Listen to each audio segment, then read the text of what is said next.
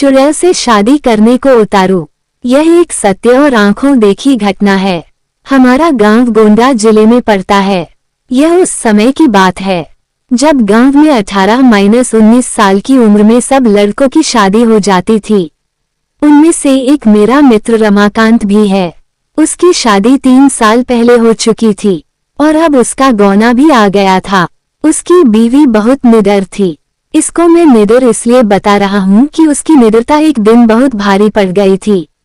3-4 साल पहले तक गांव की अधिकतर औरतें सुबह सुबह उठकर लोटा लेकर नित्य क्रिया के लिए कोई खेत में तो कोई खुले मैदान में जाती थी। वो भी जब गांव के पुरुष लोग सो रहे हो तब जाती थी। कुछ दिन बीत गया तो अब रमाकांत को एक सुंदर सी बेटी हुई। बेटी अभी 8 महीने की थी। उस समय उसकी बीवी सुबह सुबह अकेले उठकर खेत में चली गई और अपने सासू मां को या फिर अपनी जेठानी को भी नहीं जगाया। वह अकेले ही चली गई क्योंकि वह तो बहुत निडर थी। लेकिन उस समय वह ना तो हाथ में चाकू और ना ही माचिस लिया। जिस घर को बच्चा पैदा होता है उसके 1 साल तक उस घर की औरत को बाहर अकेले नहीं भेजा जाता, वो भी सुबह सुबह बिना किसी को साथ लिए, क्योंकि उस औरत पे भूत प्रेत इन लोगों का साया जल्दी पड़ता है। लेकिन वह अकेले गई थी। तभी वहां बेल का पेड़ लगा था। उस पर एक चुड़ैल घूम रही थी जो इसके साथ नहीं आना चाहती थी, लेकिन फिर भी वह आ गई। जब रमाकांत की औरत खेत से आई तो लौटा फेंककर पलंग पर बैठकर गाना गाने लगी। बगल में ही खाट पर लेटी हुई उसकी बच्ची जोर जोर से रो रही थी, लेकिन वह तो गाने में व्यस्त थी, इसलिए उसे सुनाई नहीं दिया। इतना देखकर रमाकांत चिल्लाने लगा कि बेटी को उठाओ, क्या तुम्हें सुनाई नहीं दे रहा है कि वह रो रही है? फिर भी बीवी ने जवाब नहीं दिया। तब तक रमाकांत की भाभी आ गई और वह समझ गई कि यह कौन है और रमाकांत को इशारा किया कि जाओ दादाजी को बुला लाओ। इतना सुनते ही रमाकांत समझ गया कि मेरी बीवी के ऊपर कोई चुड़ैल का साया है। तभी भाभी ने दादाजी का नाम लिया।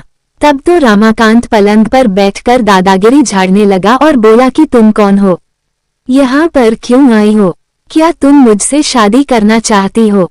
तब तक गांव की कुछ औरतें और कुछ पुरुष मजा लेने के लिए इकट्ठा हो गए। चुड़ैल ने कहा कि मुझमें तुम्हें क्यों दिलचस्पी हो रही है, क्यों मुझसे शादी करने के लिए आतुर हो? तो रमाकांत झट से बोला कि मैं कुछ काम धंधा तो करता नहीं, लेकिन अगर तुम साथ रहोगी तो धन दौलत लाती रहोगी। चुड़ैल ने हंसकर बोला, ऐसा कुछ नहीं होता, हमारे में भी कोई ना कोई मुखिया जरूर रहता है जो धन दौलत की रखवाली करता है। तुम चाहो तो हमारी दुनिया में चलो, तब मैं तुम्हें सब कुछ दूंगी, पर अभी नहीं क्योंकि तुम जीवित हो। रमाकांत समझ गया कि अब मेरे हाथ कुछ नहीं आने वाला है, तो उसने बोला कि ब्राह्मण परिवार में आते हुए तुम्हें डर नहीं लगा? और नीचे बैठे हुए सब लोग मजे लेते हंस रहे थे। तब तक दादाजी भी आ गए और बोला कि यहाँ से सब लोग हट जाओ और अपने अपने घर जाओ। इतने में रमाकांत की बीवी भी पलंग से नीचे उतरकर सिर पर पल्लू डाल दिया और चुड़ैल भी चली गई। तब रमाकांत मन ही मन बड़बड़ाने लगा कि इनको भी अभी आना था, अगर थोड़ी देर बाद आते तो क्या पता मैं भी मालामाल हो जाता। बेचारा रमाकांत बहुत दुखी हो गया।